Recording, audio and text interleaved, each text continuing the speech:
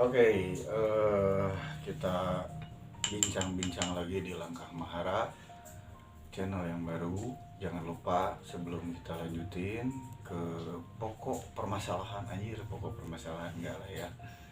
Jadi di sini kita akan bercerita tentang kisah seseorang. Mereka pasti punya data karmanya mereka masing-masing. Jangan lupa di like, subscribe, dan jangan lupa juga buat di share video ini. Mudah-mudahan bermanfaat. Oke, mungkin untuk perkenalan diri, saya Ipang dan juga ini adalah Uji. si Uji. Uji ini adalah teman dari adik saya. Uji ini cukup lama nggak kesini ya, Ji? Iya, udah lama Nggak kesini, ada sekitar berapa tahun, Ji? 2 tahun lah. 2 tahun lebih lah ya Uji nggak kesini. Nah, sekarang tiba-tiba dengan rambutnya yang gondrong, dengan bangetna nu rada hideung kayak nama. Jadi mungkin wujudnya yang sekarang itu karena perjalanan hidupnya ya. Semakin jadi dewasa itu sebetulnya tidak mengasihkan. Jadi saya ingin mendengarkan cerita Uji yang bisa Uji ceritakan di masa kecil Uji. Di masa kecil. Kalau di masa kecil sih apa ya? Enggak terlalu rumit sih ya. Jadi ya sewajarnya saja kecil gitu kalau ya. mungkin beranjak ke remaja SMP lah. Mau dari SMP tuh udah masuk ke ranah keluarga. Boleh nggak diceritain? Boleh. Coba ceritain gimana. Waktu pas SMP sih nggak terlihat banget ya dari masalah keluarga. Yang sangat terlihat tuh waktu pas Uji kan di Cigadung rumah dulu. Sekarang di mana? Sekarang mah di Arcamani. Oh, di Arcamani. Balik bisa bareng makanya. Nah, terus waktu SMP itu tiba-tiba pindah si sekolah teh. Enggak, sekolah mah pindah tapi rumah pindah. Awalnya sih bilangnya sih orang tua ini rumah mau dijual, tapi belum tahu ya, maksudnya dari masa SMP kan gimana ya, ranah anak ke orang tua tuh nggak mungkin nanya detailnya ya, ada etika gitu ya. Uji nggak nanya. Pas kesini itu waktu pas pindah dari Cigadung tuh berapa kali pindah ya, Cigadung ke rumah nenek yang di Jati Handap, dari Jati Handap ke Cibenying, dari Cibenying ke Dago Bengkok, terus ke nenek lagi. Jadi udah hampir berapa ya, 5 atau 6 gitu. Nah dari situ udah mulai tuh ngerasa kayak ada ini something. Kenapa ya, ada something gitu. Ya kelihatan lah kalau lagi di rumah ya orang tua ribut gitu. Ya tapi kadang yang jadi nggak enaknya buat Uji itu kenapa sih harus kayak gini gitu.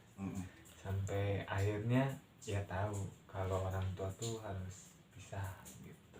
Maaf saya tanya agak sedikit dalam ya. Pisahnya orang tua itu dikarenakan apa aja? Kalau dari Uji tuh tanggapan Uji mungkin dari karena ekonomi sih. Ekonomi ya. Inilah permasalahan bangsa kita. Permasalahan bangsa kita ketika kita dihadapkan dengan ekonomi. Bangsa kita itu adalah bangsa yang subur tapi ya rakyatnya tidak makmur. Realita gitu loh. Nah, bisa dilanjut lagi, Ji. Nah udah dari situ Yang paling dirasa tuh waktu pas pindah dari rumah nenek. Jadi tuh ya waktu dulu sih belum tahu karena kenapa pindah dari nenek. Waktu itu ya adalah orang tua ibu tuh nggak enak sama orang tua Uji sama ibu gitu. Yang nggak enak pindah tuh ngedadak malam-malam. Itu tahu-tahu tidur di nyari kosan tuh cuman segede gimana ya, satu kamar mandi. Oh, jadi di dalamnya kurang lebih sekitar, ada nggak segede ruangan Ini tuh udah nyatu sama kamar mandi. Oh, Segini udah nyatu sama kamar mandi. Nah itu yang kok bisa gitu, kenapa bisa sampai kayak gini. Itu malam-malam banget pindah, dan barang-barang pun belum diambilin, belum dibawa. Tidur pun ala kadarnya, cuman karpet, bantal, selimut, udah itu aja yang ada di kosan itu. Dari situ ya masih berpikir sih, oh ya udah mungkin emang jalannya harus kayak gini ya, cuman tapi itu posisinya mama sama belum, kalau di situ belum. Mama sama bapak masih bareng. Oh masih bareng. Cuman kan adalah pasti terlihat ada konflik gitu. Perang dingin. Cuman mereka enggak membeberkan ke anak-anaknya. Ya. Karena mungkin ya namanya orang tua nggak mau tahu mungkin ya anaknya. Ya, anaknya nggak mau sampai anaknya itu jadi korban perasaan mungkin ataupun mental gitu. Nah udah dari situ berapa bulan ya, adalah 3 bulan ngekos di situ. Itu udah UN SMP tuh masih di kosan. Kelulusan pun seadanya, pas lulus juga cuman pakai seragam doang di sekolah, jadi seadanya. Dari situ pindah tuh, cuman pindahnya tuh cuman berapa rumah lah. Nah itu enggak kosannya enggak segini. Itu gini. Rumah. Jadi rumah. Kontrakan. Nah, jadi kontrakan. Nah konflik yang paling besar tuh ada di situ. Jadi pokoknya malam-malam tuh Uji kan anak orang tua tuh punya 2 anak, Uji sama kakak Uji. Cowok. Jadi dua bersaudara. Nah, 2 bersaudara. Cowok semua. Cowok dulu. Masih kalau si A tuh lagi sekolah mau ke Jepang, cuman nggak jadi. Masih bareng-bareng kan di rumah sana. Lupa. Enggak. Kalau nggak salah udah nikah si A tuh. Udah nikah. Jadi di rumah tuh cuman bertiga. Emang seringnya bertiga. Bapak, ibu, sama Uji. Yeah. Cuman di rumah tuh paling sering Uji sendiri. Karena bapak sibuk, ibu juga kadang sibuk. Di bidang apa kerja? Kalau bapak sih kan kantoran. Kalau ibu tuh perias. Jadi rias gitu ya. Perias pengantin kayak gitu. Artis gitu.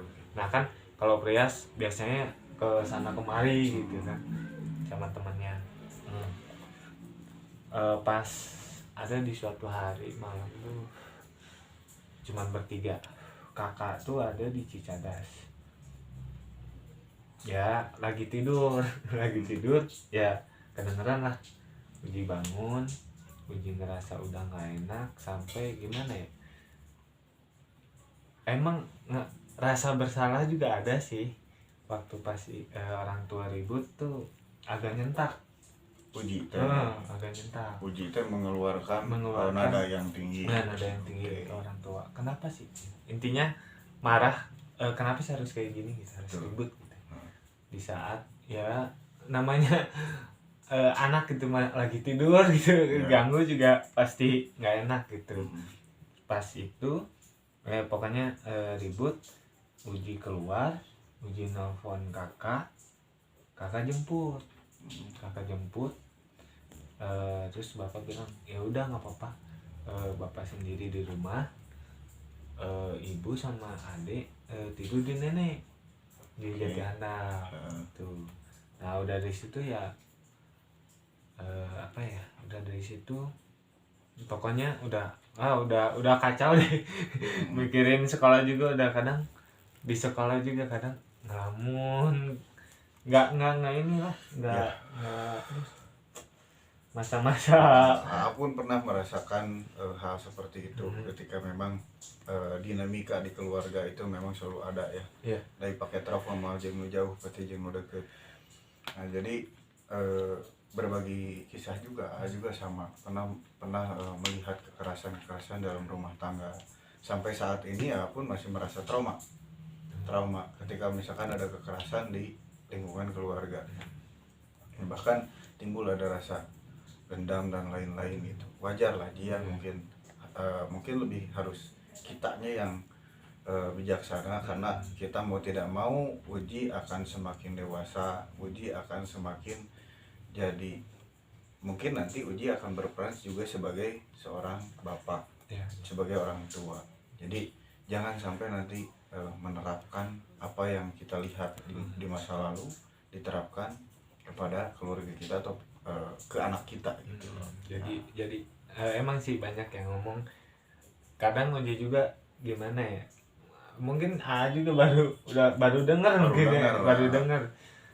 Banyak lah kayak waktu pas Uji kerja di Trans Studio tuh ada atasan Uji yang nganggap Uji udah kayak adik. Nah Uji cerita ya, dia bilang kalau ya udah itu masa lalu kamu, jangan sampai nanti kamu juga apa ya, intinya yang tadi A bilang, jangan sampai ntar kita menyotoh yang kayak gitu. Itu udah dari situ ya udah ada omongan buat pisah dari orang tua. Pada akhirnya singkat ceritanya orang tua cerai. Nah cerai. Setelah orang tua cerai, kehidupan Uji seperti apa? Nggak munafik ya, waktu pas Uji ya orang tua bisa tuh ya Uji punya pacar lah. Punya pacar ya, mungkin setidaknya Uji nggak bisa cerita ke orang tua karena orang tua kayak gitu, mungkin ceritanya ke pacar. Cuman nggak gimana ya, emang pacar tuh udah lama 5 tahun dia udah tahu gitu. Cuman kawin mau nggak ada yang udah patur pakai umur kawin tuh. Ya pokoknya pas di masa itu ya seenggaknya ada yang nemenin gitu. Cuman tapi berpikir juga sih, nggak selamanya pacar kita juga selalu mendengar.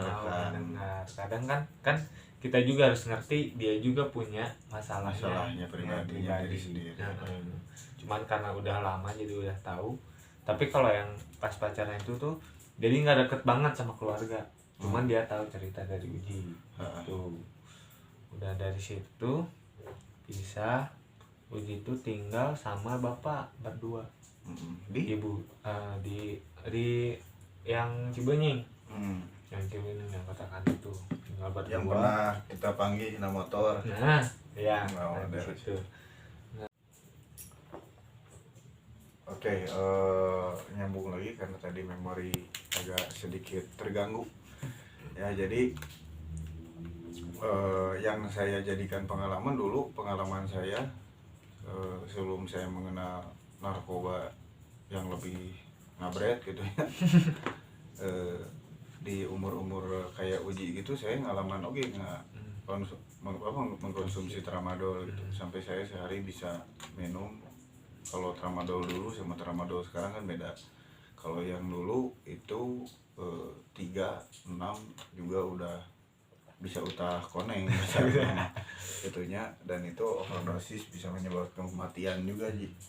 Jadi untuk saya sekarang, anak-anak zaman sekarang di saat mereka konsumsi berlebihan obat-obatan tersebut dan memang tidak ada resep dokter, itu bahaya sih buat saya, dari pandangan saya gitu kan. Bisa mencelakai kesehatan, yang mencelakai diri, dan juga bisa mencelakai dimana kalau misalkan ini kan tidak ada izin ya. Iya. Otomatis penyalahgunaan narkoba itu bisa juga dijerat. Dan ya akhirnya asal uji henteu ngajualan ya paling uji masuknya di rehabilitasi kayak gitu. Terus sejauh mana sih pergaulan bebas uji? Cuman sejauh itu sih.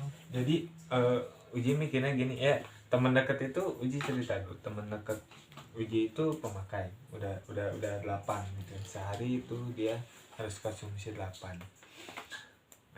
Bahasa ini neken neken uji sebenarnya nggak tahu, karena uji itu orangnya gimana ya, jarang nongkrong sebenarnya, jarang nongkrong, cuman penyendiri lah ya. Nggak penyendiri gimana ya, kadang uji juga milih milih punya teman tuh waktu di SMK tuh milihnya yang benar-benar pintar buat gimana ya, waktu pas di sekolah tuh jadi trigger, jadi keikut-ikutan buat ini rajin. Nah itu bagus. Nah punya teman cuman emang deket banget, dia udah 8 tablet itu harus sehari. Nah pas itu nggak tahu kenapa, mungkin ya namanya manusia penasaran, bikin nanya gimana emang rasanya sih. Nah katanya rasa nama kieu jadi aya satu kata-kata nujian ku barudak saya. Tramadol bisa bikin bidadari lupa diri. Anjir. Nah, lanjut Ji. Pas bilang esok katanya cobain uji itu, nyoba cuma satu di sekolah itu mau pulang. Nyobain satu. Sekolah tadi mana dulu? Di ICB. Oh di ICB di Pahlawan. Di sana nyobain, pas pulang emang nggak berefek apa-apa waktu pas pulang. Nah udah mau sore baru tuh kerasa rasanya kalau uji rasanya jadi kayak sakit. Kumaha? Panas tiris. Panas tiris. Nah obatnya kalau kayak jadi kieu, bukannya kadang ada mikir juga uji nyobain tuh coba gimana ya, kan uji udah tahu nih permasalahan keluarga. Betul. Coba nggak adalah dalam pikiran tuh nyoba obat itu emang jadi bener tenang nggak sih? Ada pikiran ke situ, makanya nyobain. Pas nyobain ternyata enggak. Nah jadi rudet. Jadi rudet. Uji WA nih teman. Nah jadi uji teh sok cenah ngadengikeun lagu. Tapi emang bener ngadengikeun lagu ya gigian tahu. Nah, mungkin untuk kenakalan itu uji sampai ke wilayah situ ya. Tidak sampai kayak gimana, tapi pernah ngahopet budak batur. Ngahopetnya naon? Ngahopet jadi bobogohan digorombelan karena itu terus kamu tidak bertanggung jawab atas itu. Nah itu mah iya juga. Ya pernah juga lah ya, karena memang satu yang saya lihat di sini adalah bukan lingkungan yang salah, tapi kembali lagi kepada diri kitanya. Kalau misalkan lingkungannya musuh salah apapun, tapi kalau misalkan kita bisa punya sikap sendiri, ya kita nggak akan terpengaruh gitu loh. Itu mau balik lagi dari kitanya sendiri kayak gitu. Nah mungkin yang saya mau tanya lagi itu adalah, kapan sih Uji merasa ada di titik terendah hidup Uji sampai Uji mikir yang tidak harus dipikirkan oleh Uji? Kapan? Oh, waktu pas ceritanya tuh gini, si orang tua Uji yang si ibu tuh pernah keras suaranya. Agak keras suara. Si ibu tuh pernah nikah lagi, pernah nikah lagi sama orang Majalengka. Nikah lagi sama orang Majalengka ibu teh ya. Sebelumnya sih nanya katanya gimana ya, pendapat lah, kita, pendapat kita sebagai anak ya gimana ya, karena orang tua Uji juga nggak pernah maksa Uji harus kayak gimana. Ya Uji juga kadang nggak mau maksain orang tua buat harus kayak gini, nggak pernah maksa kayak gitu. Waktu pas udah nikah berapa bulan, enggak bulan sih, bulan apa tahun lupa pokoknya, soalnya nggak mau diinget-inget lagi soalnya benar. Pokoknya udah nikah. Nah, si ibu istilahnya kumat lagi ya, beger lagi beger dari itu. Uji sampai sama AA tuh kayak mimpi beneran. Jadi gimana ya, sebelum emang pas udah sama bapak asli punya firasat kayak ini nih yang harus dijaga, si ibu tuh harus dijaga. Betul. Nah, Uji sampai sama AA tuh mutar otak biar gimana sih, biar ibu tuh nggak gimana ya, beger mungkin bahasanya. Ya, intinya kita memberikan, ya intinya orang mencoba untuk melindungi ibu kita dari hal yang buruk yang terjadi, mungkin karena ibu kita kerpoek atau kerpoek CINTA buta lah. Nah kemudian nah pas itu muter otak, jadi kan ibu nikah sama orang Majalengka, otomatis ibu tinggalnya di Majalengka. Betul. Nah waktu pas ya seringnya waktu pas nikah tuh kadang Uji juga sama A bolak-balik ke sana gitu, nyamperin. Kadang Uji nengok juga lah, ya. Nengok, kadang tinggal di sana. Emang mantan suaminya yang Majalengka baik banget. Sebenarnya Pak Emma Lain baik banget, bisa disebut orang terpandang. Wow, okay. Pas gitu kita tuh mikir muter otak buat nyimpan aplikasi. Aplikasi ibu tuh di mana gitu. Oh, apa sih Zenly? Nah, Zenly. Bisa masuk ya. Zenly entar Zenly. Aplikasi itu suatu hari kadang ada omongan kalau yang bapak yang mantan ibu yang Majalengka tuh bilang ibu kemana, kan kita bingung ya, bingung. Nah kan orang di Majalengka gitu sebelumnya. Nah pas kesini makanya pasang waktu pas itu ibu ke Bandung, cuman nggak bilang ke Bandung, pakai mobil sendiri. Pakai mobil. Nah kita lacak ada, oh itu dari jam berapa ya kita pantau, dari jam 5 sore pantau sampai jam 8. Itu posisinya ada di suatu perusahaan, suatu perusahaan. Uji langsung ya, kita tuh sampai bikin grup keluarga. Sampai bikin grup ya, pokoknya jadi komunikasinya biar di grup itu. Uji tuh lagi apa ya waktu itu, lagi mau kerja kalau nggak salah, enggak, pulang kerja dapat info kalau posisi ibu ada di Bandung. Nah ada di Bandung, tapi kita keluarga belum nanya ke mantan suaminya yang Majalengka waktu itu, belum nanya, langsung aja turun. Kakak masih nggak bisa keluar, om nggak bisa keluar, cuman Uji doang. Ayo udah turun. Pas turun mantau lihat, oh emang ada mobil, ibunya nggak ada. Nah sama ya seseorang lah, seseorang ya. Dan mungkin dari segi itunya kita skip lah ya. Ya mungkin dari apa yang Uji ceritakan kebayang dengan adanya seseorang yang lain lagi. Di situ Uji ngerasain kecewa dan lain-lain. Kayak mimpi banget, kayak kita sebagai anak tuh harus gimana gitu. Wah itu kejadiannya 24 jam. Jadi ya nggak apa-apa ya, omongin juga sampai ke kantor polisi. Ya Kantor polisi untuk ya pelaporan itu. Pelaporan karena yang Bapak Majalengkanya nggak mau. Dia baik banget, jadi dia nggak mau kalau semisal ada suatu hal yang harus si cowoknya bertanggung jawab, jadi bikin surat perjanjian sampai seperti itu. Tapi kalau Bapak yang meninggal tuh nggak gimana ya, nggak marah sama kita, nggak marah. Jadi ya karena tahu anak-anaknya tuh sayang sama ibunya, makanya sampai segininya.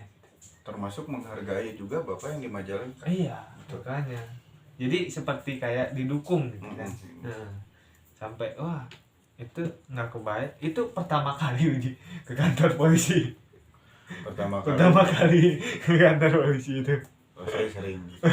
Beberapa malam yang lalu saya ke kantor polisi. Gara-gara ada sedikit kerjasama, masalah ada yang apa ya ada yang mau bikin konflik antara organisasi. Iya. Kayak gitu. Kita cuma minta pandangan hukum doang.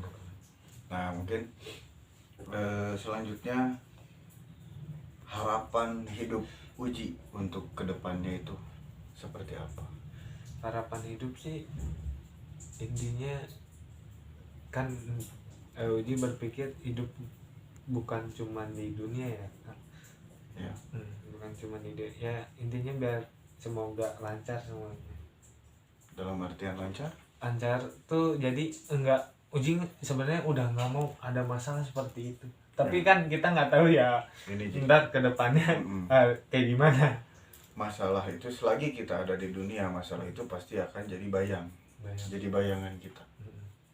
Jadi mau masalah kecil mau masalah besar, itu kita harus bisa memanajemen diri.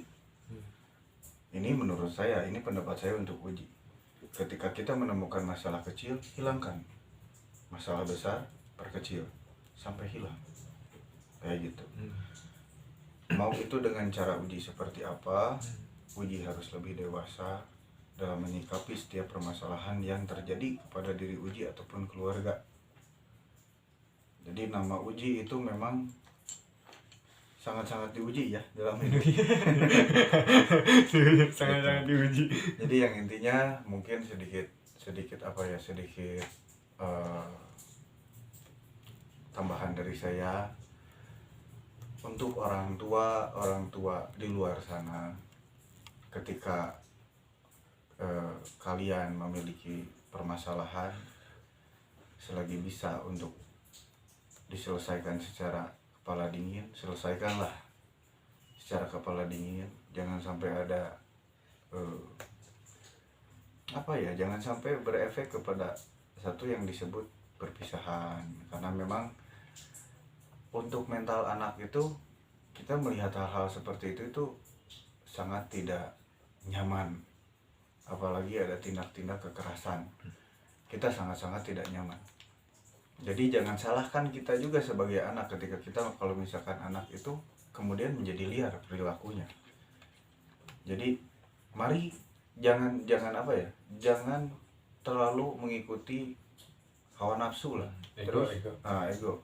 Jadi jangan juga selalu harus anak itu yang kebanyakan itu anak yang selalu disalahkan dalam setiap hal, ya kan? Padahal kalau misalkan idealnya keluarga itu jangan selalu menyuruh anak ataupun siapapun berkaca. Yang idealnya itu adalah mari kita berkaca bersama. Itu dalam sebuah keluarga. Jadi bareng-bareng. Gitu. Itu pun memang lebih sulit untuk dilakukan karena memang saya pun di sini saya sebagai anak ketiga, tapi saya harus bisa berperan sebagai anak pertama. Karena kakak saya itu yang pertama bukan tidak bertanggung jawab ya, bukan, tapi kakak saya yang pertama itu lebih kepada sosok keibuan. Jadi belum apa-apa dia sedih meskipun dia cowok gitu. Nah, kalau saya masih bisa berpikir logis. Yang kedua itu termasuk orang yang gampang tersulut emosi. Nah, saya sebagai penyeimbang, bagaimana caranya? Ketika saya sadar hukum, saya sadar saya banyak didatangi orang-orang yang seperti Uji. Bahkan orang-orang seperti Uji ini yang saya jadikan guru dari setiap pengalamannya. Mudah-mudahan saya doakan di kehidupan yang kedepannya Uji diberikan kehidupan yang sangat baik, diberikan kesehatan, diberikan semangat hidup. Uji mana strong, mana kuat, mana lalaki, mana datang ke dia, ke adik urang, gaul jeung adik urang, berarti mana adik urang. Ketika mana butuh ngobrol, sok ngobrol. Ya, karena saya adalah tempatnya. Saya kalau Uji butuh pendengar, saya siap mendengar. Karena saya pun butuh butuh pengalaman-pengalaman berkehidupan untuk saya maknai. Karena untuk saya kehidupan itu bukan hanya sekedar dijalankan, tapi harus dimaknai. Setelah dimaknai, karena saya percaya dengan karma itu akan tuntas oleh dharma. Dharma itu adalah perilaku kita. Apa yang harus kita lakukan setelah kita mengalami karma yang buruk? Apa yang harus kita lakukan untuk menjadikan karma buruk itu menjadi baik? Oke. Uji adalah manusia yang kuat. Uji adalah anak yang sangat mandiri. Semoga Uji tidak terjerumus kepada lingkungan dan tidak terjerumus kepada pergaulan yang salah. Uji masih bisa berbuat banyak, berkarya, dan selalu berpegang teguh sama nurani. Oke. Strong boy. Ya. Kan masalah pak boy mah itu namanya. Intinya kita banyak mendapatkan pengalaman dari adik saya ini, dari Uji. Mohon maaf kepada keluarganya Uji, karena memang di sini bukan kita mau menceritakan tentang aib, tidak, tapi ini semoga bisa menjadi pelajaran untuk keluarga-keluarga lain. Karena siapa sih yang tidak mendambakan sebuah keluarga yang utuh, yang harmonis. Jadi semoga Tuhan semesta selalu membimbing kita agar selalu ada dalam keadaan yang sadar dan waspada, menggunakan rasa kita, tidak harus selalu menggunakan ego ataupun emosi. Ya, sehat selalu untuk semuanya. Terima kasih juga untuk Uji. Jangan lupa di like dan subscribe, share dan komen. Semoga tayangan ini, channel Langkah Mahara ini bisa bermanfaat untuk semuanya. Oke, terima kasih. Sampurasun, rahayu, rahayu, rahayu.